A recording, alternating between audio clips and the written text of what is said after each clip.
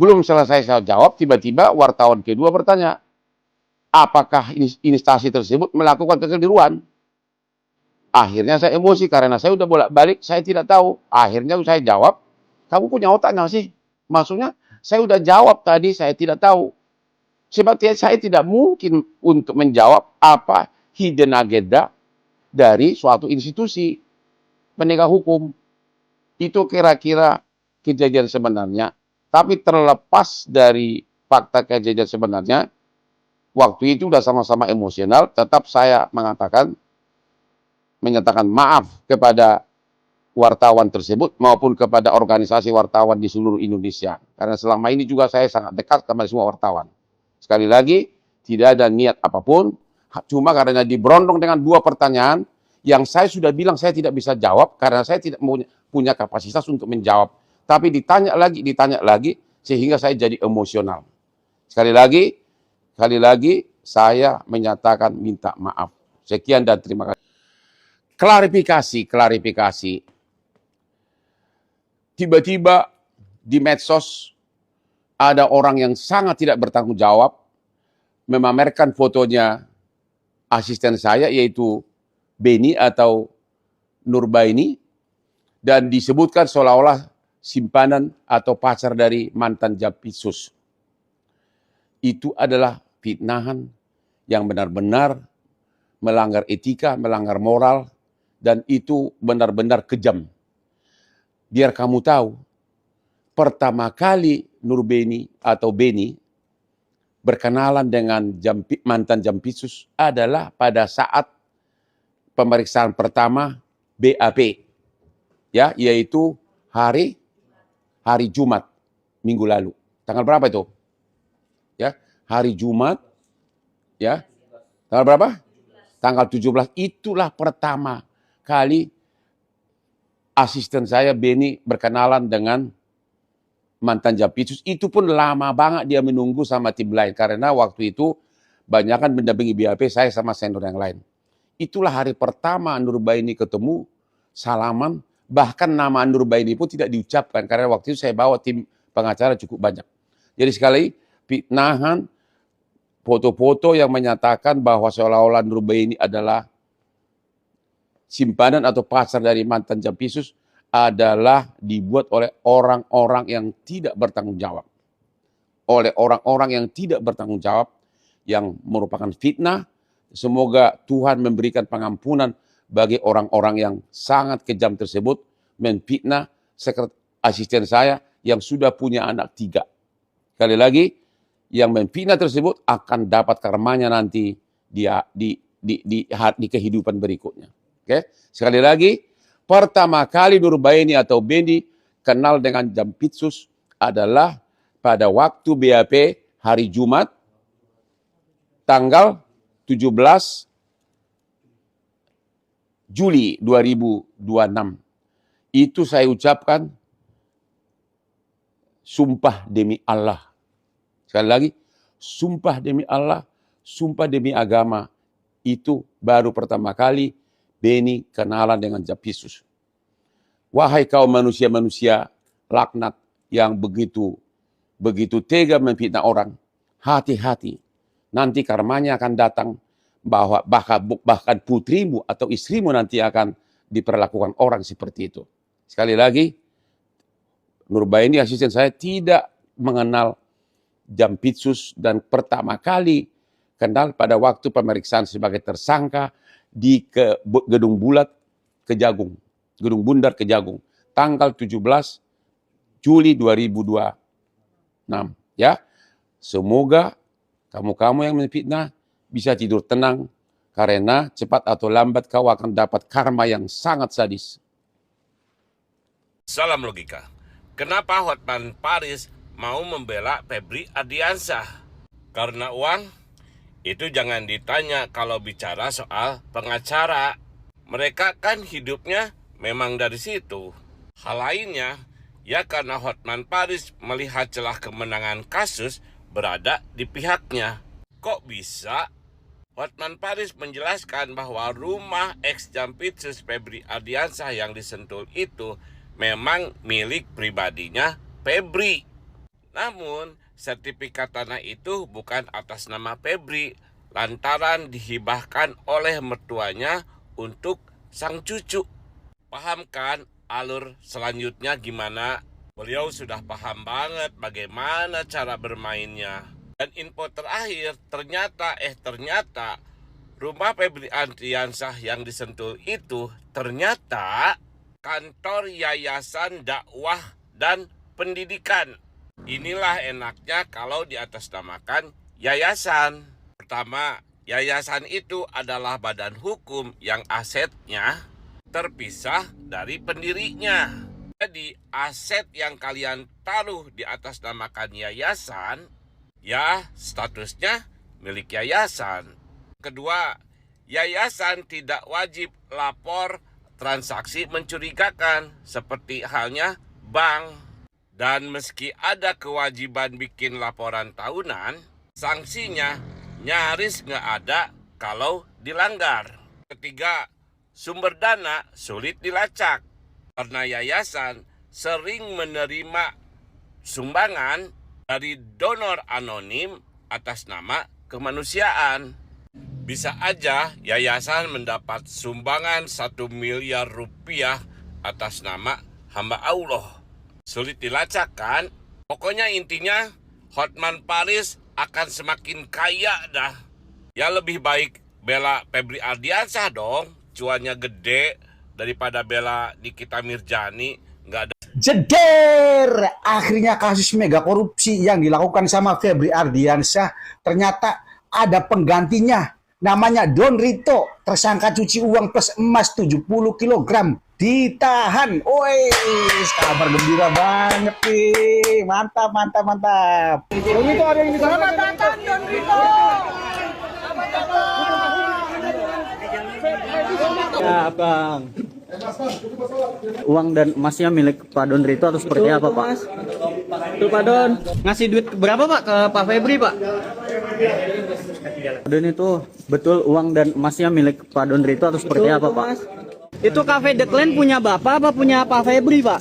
Cafe The Clan, Pak. Oh, terhenti, Mas. Oh, hati-hati, hati-hati. Mas jalan.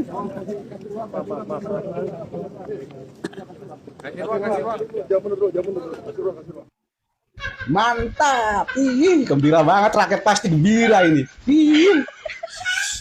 Ya Allah. Aish. Ya. Mantap, mantap. Masya Allah, luar biasa, luar biasa. Keren, keren, keren, keren. Ini kalau misalkan butuh pengganti lagi ya, kalau kurang gitu, saya siap, Pak. Siap nih, Pak. Ya, untuk menggantikan lagi. Kalau butuh orang lagi, siap nih, Pak. Ini akunnya namanya Pak Arun Alif, Pak. Ya, tolong di-mention, Pak.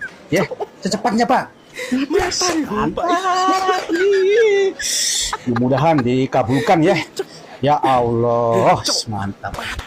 Rakyat semua bahagia karena sudah ada penggantinya, ya Allah. Selesai netizen heboh gara-gara Bang Hotman Paris itu memilih untuk menjadi kuasa hukum daripada ex Jampitsus yaitu Febri Ardiansyah. Nih muncul lagi berita nih. Ada statement daripada anaknya Bang Hotman yaitu Frank Alexander. Dia bikin story tentang bapaknya, guys. Dia ngomong gini, orang miskin itu cuma dijadiin senjata marketing aja. He never really care, he only care about being center of attention. Jadi dia bilang dia tuh gak pernah peduli. Sebenarnya dia cuma peduli itu bahwa dia jadi pusat perhatian. Tutup aja ini IG pengais keadilan. Marketing ala-ala buat jualan itu di itu nama klubnya ya. Terus ngomong gini, lebih hina dari hina. Aduh. Nah, terus di akun yang posting tentang beritanya Frank itu, yang ngangkat tentang statusnya Frank di story-nya dia ya, dia komen, dia bilang, gue nggak ada masalah dia pegang Febri, tapi nggak usah bawa-bawa nama presiden, dan nggak usah ngibul-ngibul, nggak perlu duit, wow. Sedangkan anak lo merit aja, angpaunya diambil, oh my god. Di sini ya, dia bilang, halah, kebanyakan penceritaan. Fritz, ini Fritz abangnya ya. Merit aja angpaunya lo ambil ala-ala nggak mau duit. Cena. Jadi Fritz itu anaknya Bang Hotman juga. Dan ternyata waktu nikah, ya begini kondisinya. Menurut siapa? Menurut Frank. Ini masih di statusnya si Frank ya.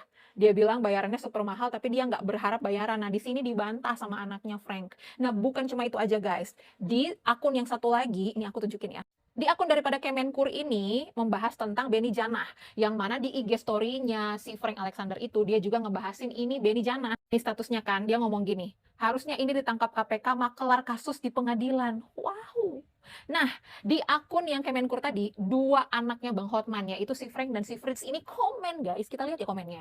Ini dia ngomong gini, si Frank ngomong gini, "Dia sering menghina mama gue," maksudnya si Benny ya. "Dia sering menghina mama gue, masa dia bilang mama gue tasnya palsu?" Hehehe gitu. Hah, sekelas istrinya Bang Hotman tasnya palsu nggak percaya sih gue. Terus nih, si Fritz Hutapea ngomongnya mantap. Ini lagi ngebahasin apa? Lagi ngebahasin si Benny Janah tadi ya. Nih, akun ini nih. Katanya gini, dia tulisnya gini, "Maklar kasus didampingin Hotman tukang sogok." Aduh ngeri banget kalian baca sendiri deh guys.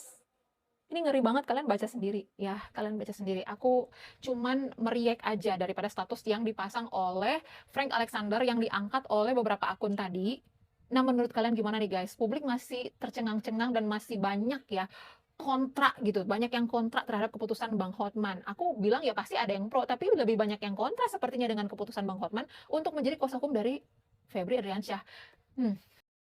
Kembali lagi bersama saya di Serba-Serbi Viral 69.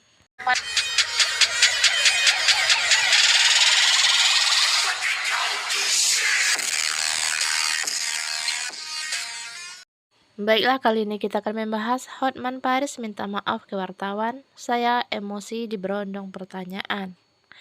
Pengacara Hotman Paris Hutapea selaku kuasa hukum dari tersangka kasus korupsi mantan Jampitsus Febri Adriansyah menyatakan permintaan maaf kepada wartawan dan seluruh organisasi wartawan atas pernyataannya saat konferensi pers yang dinilai telah merendahkan martabat dan profesi wartawan. Pertanyaan maaf dari saya Hotman Paris sehubungan dengan imbauan Persatuan Wartawan Indonesia dan juga rekan-rekan wartawan lainnya. Dengan ini saya menyatakan maaf sebesar-besarnya atas pernyataan saya pada waktu konferensi pers di kasus mantan Jampitsus yang mengatakan "Lo punya otak gak sih?" kata Hotman dalam video pendek yang diunggah di akun Instagram Hotman Paris Official dikutip pada Senin 20 Juli. Hotman kemudian menjelaskan kronologi peristiwa hingga keluar ucapan yang merendahkan wartawan. Menurut dia, saat keluar ucapan itu kondisinya sedang emosi lantaran dicecar 2 pertanyaan beruntun. Pertanyaan pertama yang dilontarkan wartawan adalah dugaan soal hidden agenda atau agenda tersembunyi dari sebuah institusi di kasus ex-Jampitsus. Hotman menuturkan saat itu ia telah menyatakan tidak tahu atau tidak punya kapasitas menjawab pertanyaan tersebut. Hotman mengaku emosi karena pertanyaan kedua keluar serta saat ia mengaku belum selesai menjawab pertanyaan pertama. Akhirnya saya emosi karena saya udah bolak-balik mengatakan saya tidak tahu. Akhirnya saya jawab, "Kamu punya otak gak sih?" Maksudnya, saya sudah jawab tadi saya tidak tahu sebab saya tidak mungkin bertanya apa hidden agenda dari suatu institusi penegak hukum, kata dia.